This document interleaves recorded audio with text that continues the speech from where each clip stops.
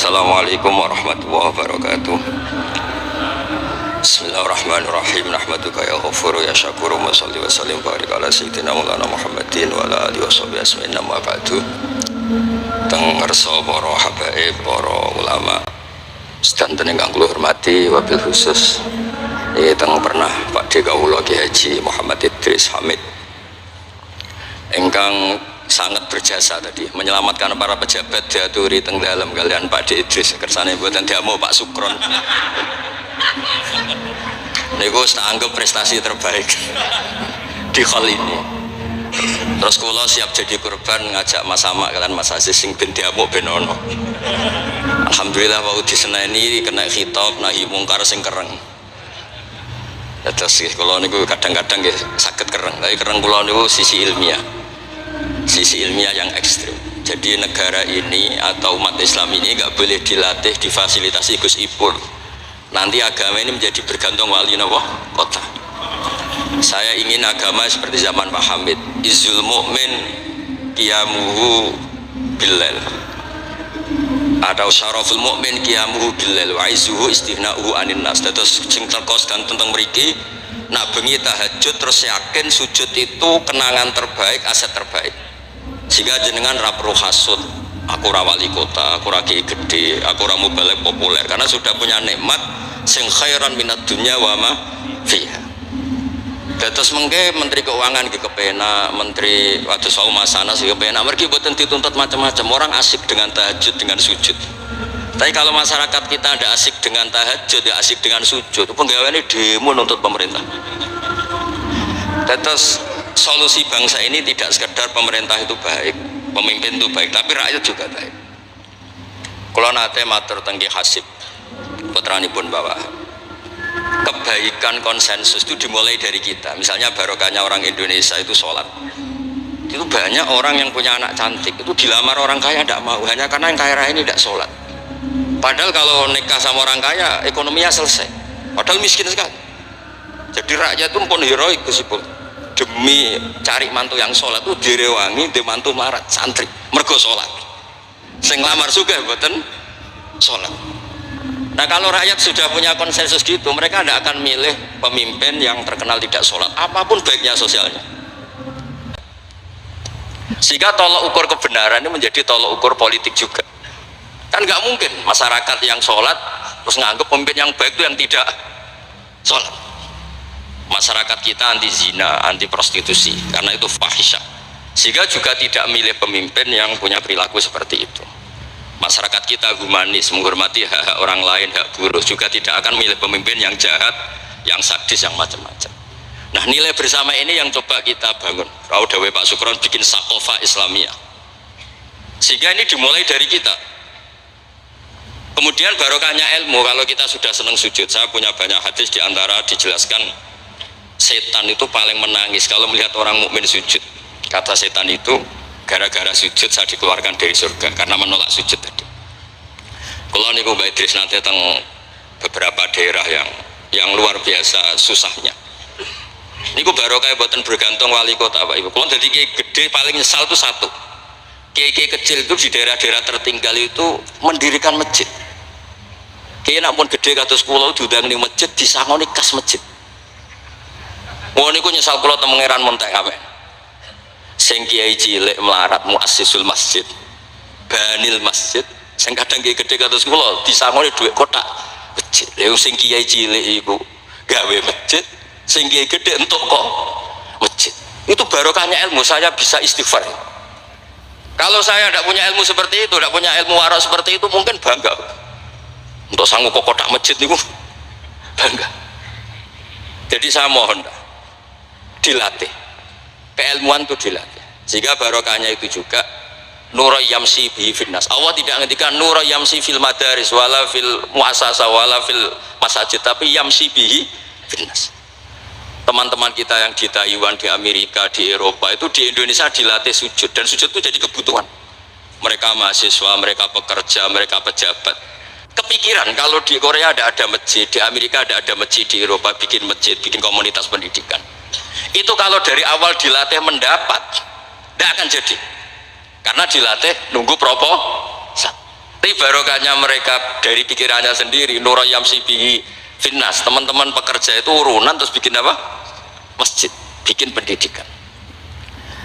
Terus target kula, target saya itu kepengen tiang Islam itu punya nura yamsi bihi finnas. Mereka tersiksa kalau di komunitasnya itu tidak ada tempat sujud. Jangan dilatih, kalau menurut saya jangan dilatih dengan kebesaran-kebesaran itu. Monggo lah kita menikmati tadi ada istilah wali masyhur, ulama terkenal itu buat orang Islam supaya dapat pahala. Piro-piro ngidolakno wali, boten ngidolakno penyanyi dangdut ngoten mawon. Tapi secara hitung-hitungan keilmuan, seolah lagi hitung-hitungan apa?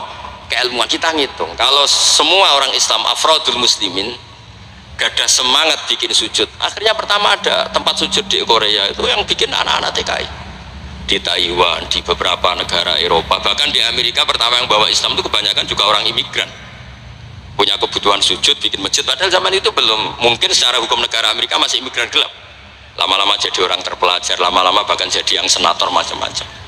Itu dimulai dari nura yamsi bi finnas, bukan dimulai dari kebesaran.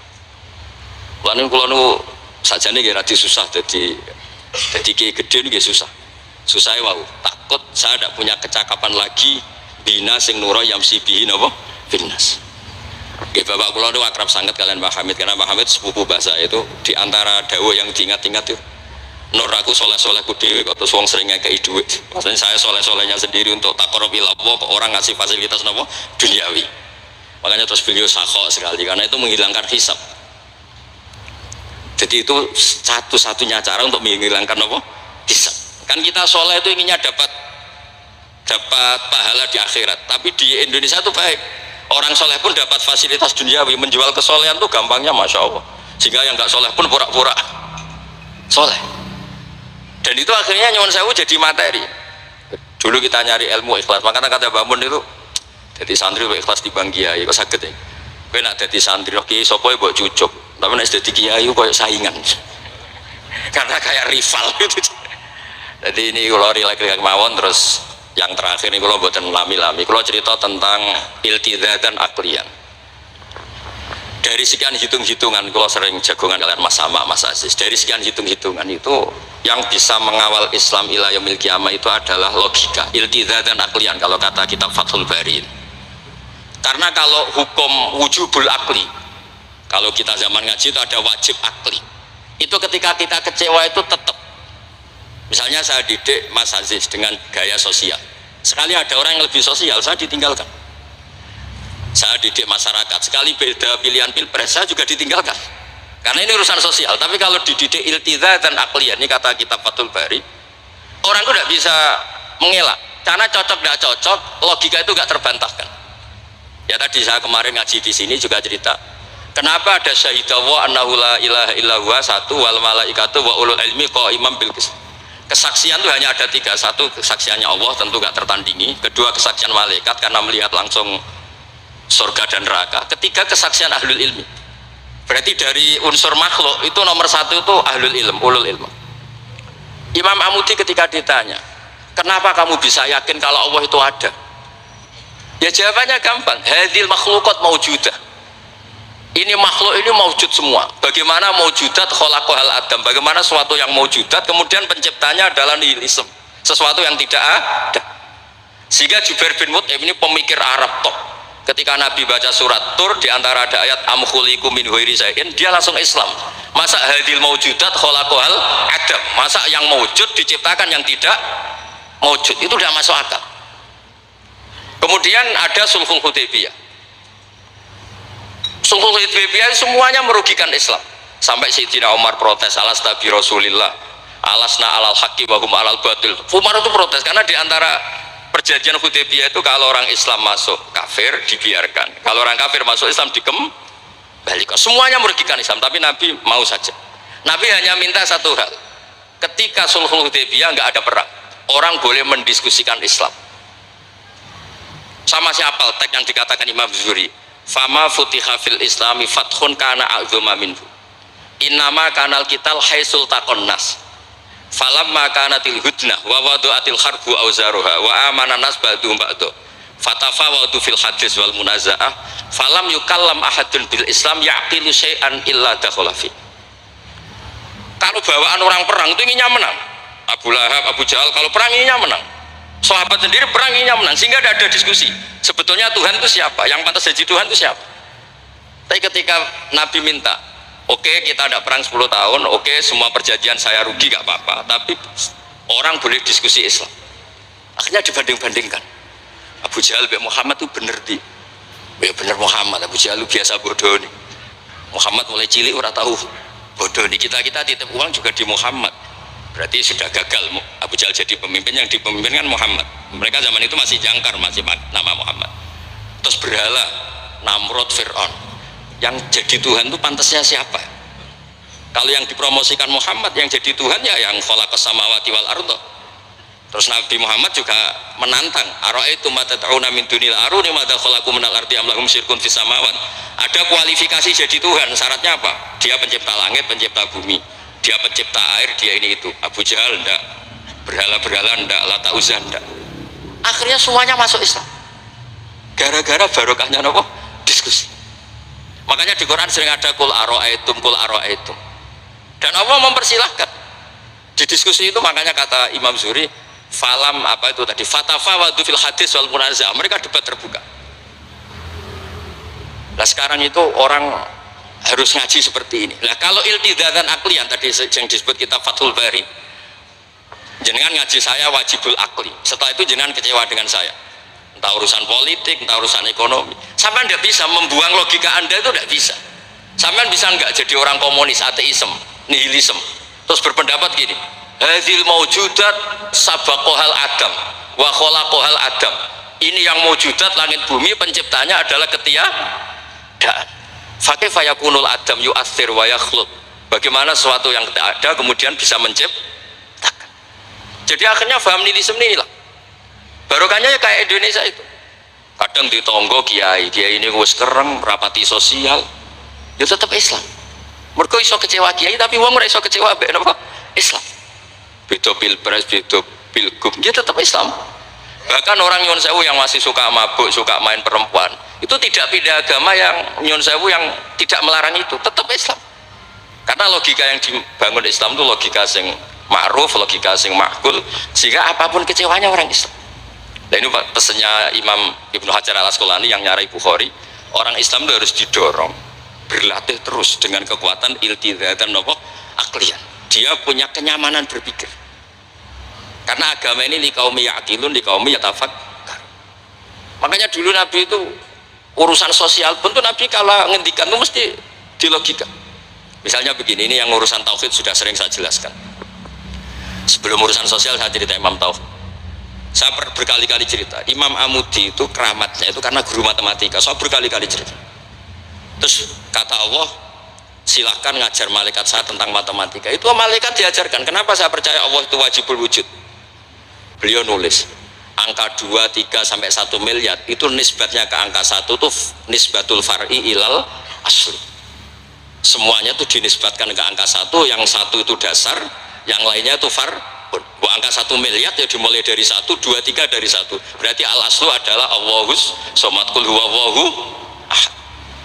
Gambar kayak apa ruwetnya juga dimulai dari 1 titik. Nah titik ini nuktatul wujud, maka sirnya bismillah dimulai dari 1 titik. Nah kalau umat ini dilatih begitu, itu mbok kecewa kayak apa tetap Islam. Tapi kalau dilatih penak jadi kiai, sering diundang nih wali kota disangoni, ono kiai sirah disangoni itu serapati Islam. Enak jadi kiai top, sering diundang ning tindi dihormati, kok serapati jadi top itu rapati bangga be Islam.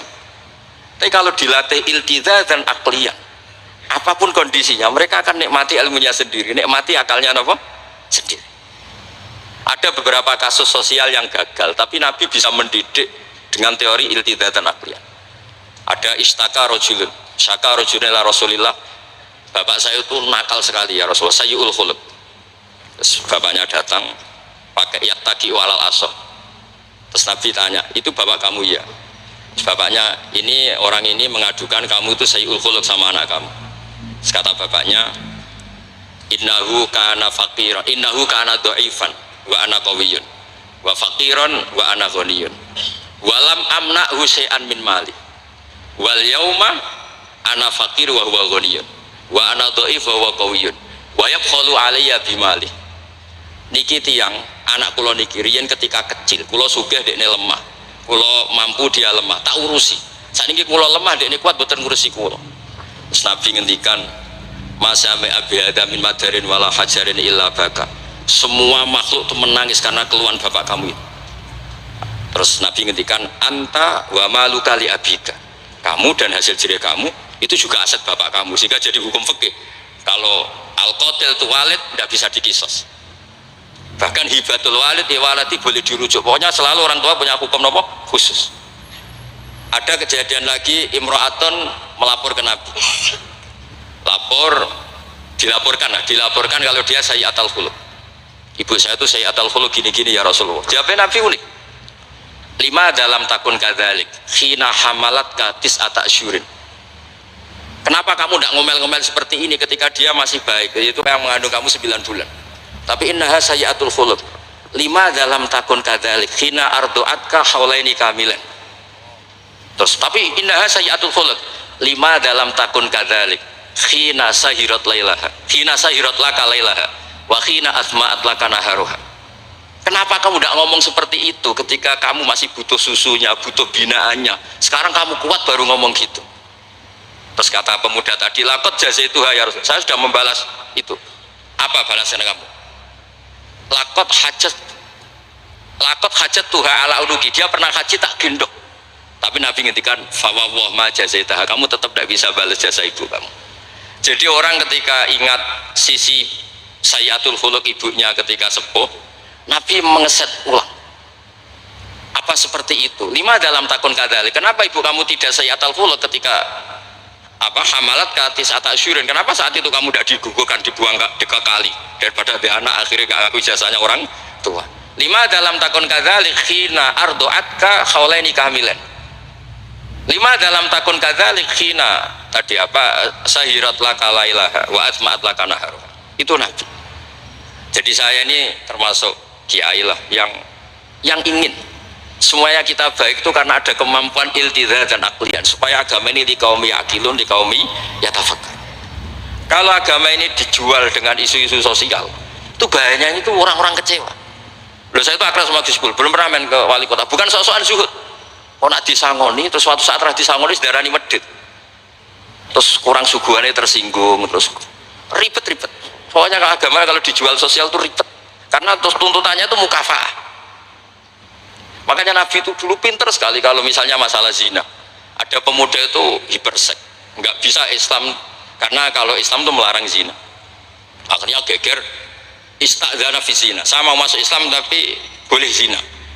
Geger kan sahabat menghalau supaya gak sowan Nabi. Ketika geger-geger Nabi tahu itu ada apa? Ada pemuda mau masuk Islam tapi yastazinu fi zina, dia harus boleh zina. Kata Nabi, mah suruh sini.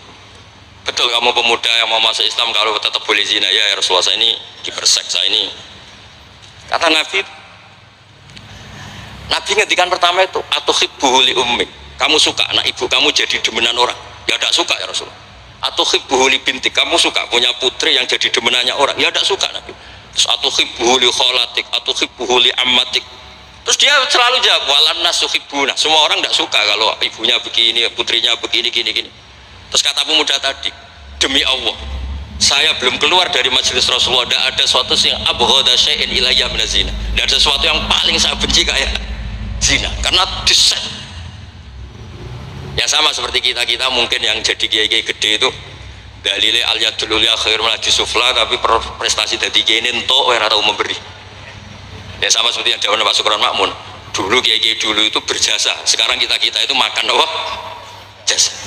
Jadi ini ya tadi karena saya ingat betul di antara wasiatnya Pak Hamid itu masih sepupunya mbak saya itu ke bapak saya, ke aku itu soleh-soleh ku dewe tak golek ridane pangeran, tapi wong dihormati koyo ngene. Kadang beliau itu sembunyi karena dengar mau ada orang ngasih uang. Itu yang diceritakan abahnya Mas Arwani Pak Taifur. Pak Hamid itu sembunyi, ditanya sama Pak Le, kok sembunyi kayak ngene opo? Iku ana wong ngenteni aku pengen kei dhuwit. Lah niku kiai-kiai jarang wani crita niku mergo ya ketoke kok piye. Ndelek ambek wong sing ape ngekeki duit. Mulane kula nek ana wong medhit iku seneng. Kula niku dadi kiai sing salam tempel iki kathah. 100.000 ya njaluk swarga, 1 juta ya njaluk swarga. Nak Gus Ipul 5 juta njuk dadi presiden, wah malah larang meneh. Mergo logika kula logika sederhana. Nek ana wali santri kok lomo ya tak dhuwit tak nggo apa lah. Riyen Pak Hamid nek dikei dhuwit macam-macam niku wonten sing tangklet. Itu kan duit yang macam-macam Pak Hamid. Engko ora ana gunane, ya terus dikasihkan fakir miskin. Nek ana wali santri medhit kula nggih seneng. Ngringakno hisab. Ya ora pesen swarga. Lah itu ilmu namanya. Disenengi wong ya enak, dimedhiti wong ya enak. Mergo wong 100.000 njaluk swarga atok sena salam templek gak nuntut apa kan? Saya itu pengagum Imam Syafi'i ya karena ilmiah. Imam Syafi'i itu ditanya orang. Tadi orang yang cium tangan Anda, yang hormat Anda, di luar tuh ngomel-ngomel ngerasanin Anda. Jawab Imam Syafi'i lucu. Berarti saya wibawa, buktinya depan saya ada berani. Dianggap enteng mohon. Berarti saya wibawa, buktinya di depan saya tidak berani. Ada orang lagi, itu separuh kampung tuh tidak suka kamu. Jawab Imam Syafi'i enak, malah enak utang. Berkona seneng gue macam-macam kan. Man ahsana ilaika faqad qayyadaka wa man asa ilaika faqad atlaqaka. Orang yang baik dengan kamu itu ngikat kamu. Tapi kalau orang yang jelek sama kamu, atlaqaka, membebaskan kamu. Kamu naik Alphard gak perlu monggo nak badhe derek, ora cocok, lewat saja kan. Jadi itu Imam Syafi'i. Jadi dunia itu dianggap enteng saja.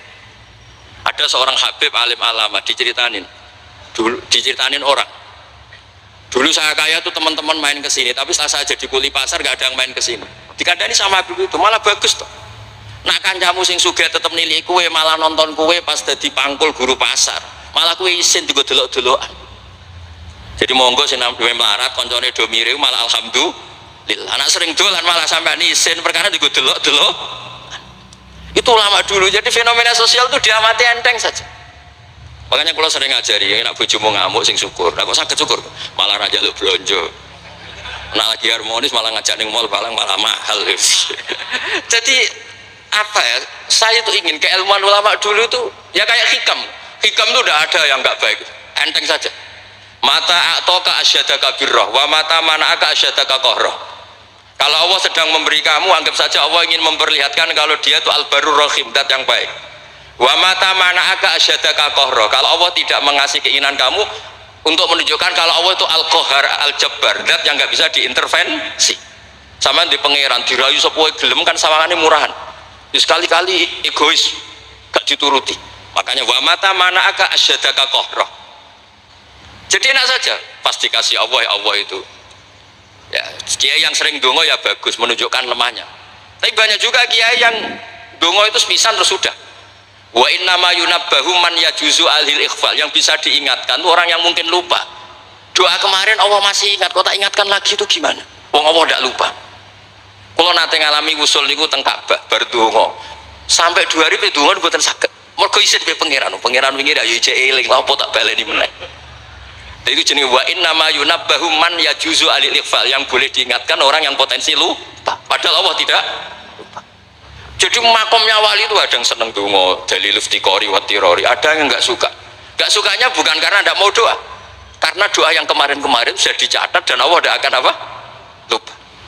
Terus kalau suwun lah, ada iltizazan aklian dalam semua proses beragama kita sehingga agama ini tidak dipertaruhkan sama hukum-hukum apa sosial. Ya misalnya kawin, nah sampean kawin kadang dibojo macam-macam. Sampean nak eling kawin sunah Rasul, aghdulil basar wa ahsanul farji, selesai. Karena itu menguntungkan kita jadi ahsanul farji. Bisa mengekang kita dari zina. Tapi kalau sampean kawin, nak bojone ramah seneng, nak bojone sayang seneng. Padahal ora pati sayang, kan sering kecewa. Mulang juga gitu kata Mbah Mun, kowe mulang niati merintahi pangeran. Jadi santri paham ra paham ya seneng. Tapi nak sampean mulang kepengin paham no, jebule santri murah paham. Kan gelok. Nah, Islam itu kata Imam Fathul Bari tadi, orang Islam itu harus dilatih iltizaz dan aklian. Terus kata beliau, itu yang yu'abbiru anhu syara' bi halawatil iman, itu yang dimaksud salasun mangkunna fihi wajada halawatal iman. Nikmatnya iman itu karena kita sudah menemukan apa iltizaz dan aklian. Nggih ngoten mawon, kula ni bagian logika kula kepengin jengben pun mboten sakula Mas Mama, Mas Aziz niki waris wali nih. Terus waris wali ya kudu keramat, ojo baik wali terus melok keramat putune tapi ra melok dadi wali niku Ini mau konsultasi kitab Khilatul Aulia, jadi akan daftar. Iku 8 jilid. Iku belajar sak jilid pun mau jadi wali. Napa malah nak 8 apa? Jilid itu sakit bersaing kalian baik. Nah, terus sama-sama kalau suka kitab Ithaf. Kitab Ithaf itu kata Mbah Mun seneng cerita kitab Ithaf.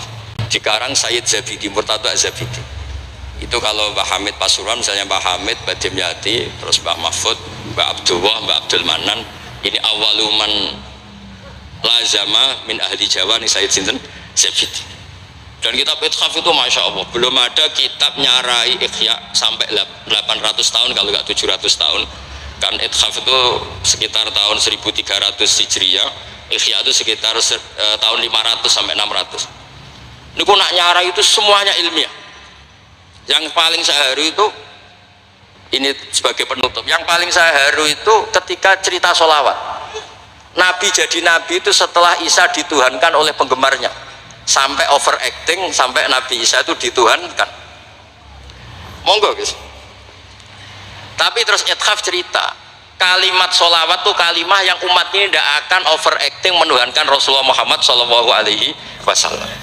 Karena Allahumma itu pemberi, Nabi itu penerima.